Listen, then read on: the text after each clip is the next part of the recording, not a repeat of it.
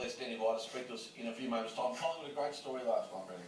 Yeah, they were. They roared back into premiership contention over the last 2 weeks, the Pies. They were terrific. And what they did against Sydney, they were able to dismantle Sydney's defensive game. Sydney is so good at winning the ball back, at really putting pressure on and tackling. But Collingwood's running game last night, they ran at Sydney with the footy, and Sydney couldn't cope. Show a couple of examples of the way they dismantled Sydney. Have a look at the defensive spoil, and then the Pies. This is what they did all night. Sydney weren't able to, when Collingwood ran at them, they weren't able to put pressure on them. So they just run through the middle. This one's Dane Swan, gives it Pendlebury.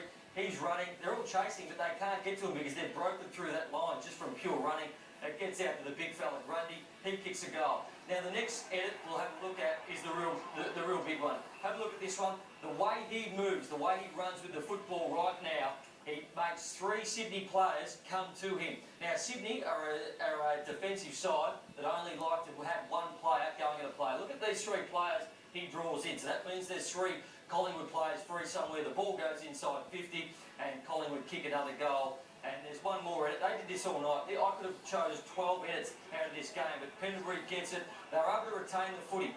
You don't retain the footy against Sydney. It just hasn't been done this year.